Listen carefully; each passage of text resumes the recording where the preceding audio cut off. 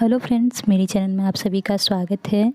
आपको पता है कि जो भी एकादशी आती है उसकी मैं कथा पूजा विधि लेकर आती हूँ। तो इस बार यानी कि आज के दिन निर्जला एकादशी का व्रत रखा जाएगा, तो उसकी मैं कथा, शुभ मुहूर्त और पूजा विधि लेकर आई हूँ। तो चलिए शुरू करते हैं। 24 एकादशियों में से निर्जला एकादशी को सबसे श्रेष्ठ माना जाता है। इस साल निर्जला एकादशी पर खास योग भी बन रहा है। तो जानते हैं निर्जला एकादशी की पूजा विधि का शुभ मुहूर्त और व्रत, कथा और पारण का समय। निर्जला एकादशी के दिन सूर्योदय से पहले उठकर स्नान आदि करके सात सूत्रे वस्त्र पहन लें। इसके बाद विष्णु जी का ध्यान करके व्रत का संकल्प लें। फिर पूजा आरंभ करें। एक लकड़ी के चौकी में पीला रंग का कपड़ा बिछाकर विष्णु जी की मूर्ति या फिर तस्वीर रख दें। इसके बाद पंचामृत गंगाजल से अभिषेक कर लें। इसके बाद पीले रंग के फूल, माला, पीला चंदन, अक्षत आदि चढ़ा दें। इसके बाद भोग में मिठाई, केला या अन्य फल चढ़ाएं। इसके साथ ही तुलसी की पत्तियां चढ़ाएं और फिर जल चढ़ाएं। जल चढ़ाने के बाद घी का दीपक और धूप जला लें। फिर एकादशी व्रत कथा कहें। इसके साथ ही विष्णु मंत्र और चालीसा का पाठ कर लें। अंत में आरती करके भूल चूक के लिए माफ़ी मांग लें। इसके बाद दिन भर व्रत रहने के बाद द्वितीया तिथि को शुभ मुहूर्त में व्रत खोल लें। तो अब मैं कथा सुनाती हूँ इसकी। पद्म पुराण के अनुसार भगवान श्री कृष्ण ने स्वयं पांडवों को एकादशी व्रत का महत्व बताया था। ऐसे में जब श्री कृष्ण पांडवों को जेठ मास के कृष्ण पक्ष की एकादशी के फल और महत्व के बारे में बता रहे हैं, तो युधिष्ठिर ने कहा, जेठ माह के शुक्ल पक्ष की एकादशी का क्या प्रभाव है, इस बारे में बताएं। तब श्री कृष्ण ने कहा कि इस बारे में धर्म और शास्त्र के ज्ञाता वेद व्यास से सुने। भीम कहने लगे कि हे पितामह, मैं तो पहले ही कह चुका हूँ कि मैं भूख सहन नहीं कर सकता। यदि वर्ष भर में कोई एक ही व्रत हो तो वह मैं रख सकता हूँ, क्योंकि मेरे पेट में वृक्क नाम वाली अग्नि है, जिसके कारण मैं भोजन किए बिना नहीं रह सकता।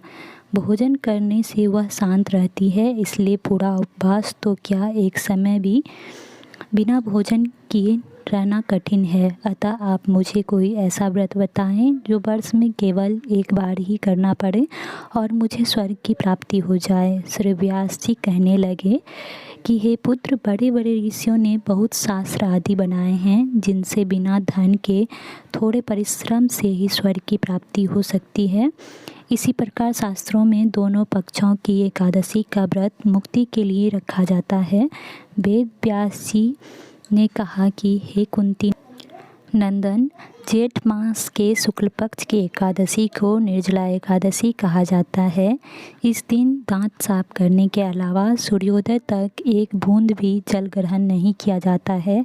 व्यास जी की बात सुनकर भीमसेन ने कहा कि हे पितामह, भ्राता युधिष्ठिर, माता कुंती, द्रौपदी, अर्जुन, नकुल और सहदेव आदि सब एकादशी का व्रत करने को कहते हैं, परंतु महाराज, मैं उनसे कहता हूँ कि भाई, मैं भगवान की शक्ति, पूजा आदि तो कर सकता हूँ, दान भी दे सकता हूँ, परंतु भोजन के बिना नहीं रह सकता।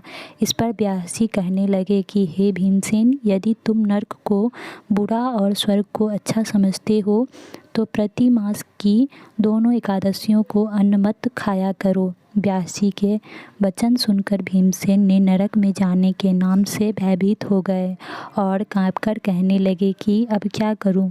मास में 2 व्रत तो मैं कर नहीं सकता। हाँ, वर्ष में एक व्रत करने का प्रयत्न अवश्य कर सकता हूँ। अतः वर्ष में एक दिन व्रत करने से यदि मेरी मुक्ति हो जाए तो ऐसा कोई व्रत बताइए। यह सुनकर व्यास जी कहने लगे कि हे वृषभ और मिथुन की संक्रांति के बीच जेठ माह के शुक्ल पक्ष की जो एकादशी आती है उसका नाम निर्जला एकादशी है। तुम उस एकादशी का व्रत करो। इस एकादशी के व्रत में स्नान और आचमन के सिवा जल वर्जित है। आचमन में 6 मास से अधिक जल नहीं होना चाहिए, अन्यथा वह मद्यपान के सदृश हो जाता है। इस दिन भोजन नहीं करना चाहिए, क्योंकि भोजन करने से व्रत नष्ट हो जाता है। यदि एकादशी को सूर्योदय से लेकर द्वादशी के सूर्योदय तक जल ग्रहण न करे तो उसे सारी एकादशियों के व्रत का फल प्राप्त होता है। द्वादशी को सूर्योदय से पहले उठकर स्नान आदि करके ब्राह्मणों का दान आदि देना चाहिए। इसके पश्चात भूखे और सत्पात्र ब्राह्मण को भोजन कराकर फिर आप भोजन कर लेना चाहिए। इसका फल पूरे 1 वर्ष की संपूर्ण एकादशियों के बराबर होता है। व्यास जी कहने लगे कि हे भीमसेन, यह मुझको स्वयं भगवान ने बताया है। इस एकादशी का पुण्य समस्त तीर्थों और दानों से अधिक है। केवल एक दिन मनुष्य निर्जला रहने से पापों से मुक्त हो जाता है। तो ये हुई हमारी एकादशी के व्रत कथा और इनकी आरती है। जय ओम जय जगदीश हरे, स्वामी जय जगदीश हरे, ये वाला आरती आप सुन सकते हैं और अपनी पूजा को समाप्त कर सकते हैं। निर्जला एकादशी की शुभ मुहूर्त जो होगी वो 18 जून से शुरू होगी 5:27 से, और द्वादशी यानी कि पारण का जो समय है वो 19 जून को ख़त्म होगी। तो इसलिए आप 18 जून को ही निर्जला एकादशी का व्रत रखें, क्योंकि 17 जून को अगर आप निर्जला एकादशी का व्रत रखते हैं तो द्वादशी पारण का जो समय होता है वो 19 जून को है।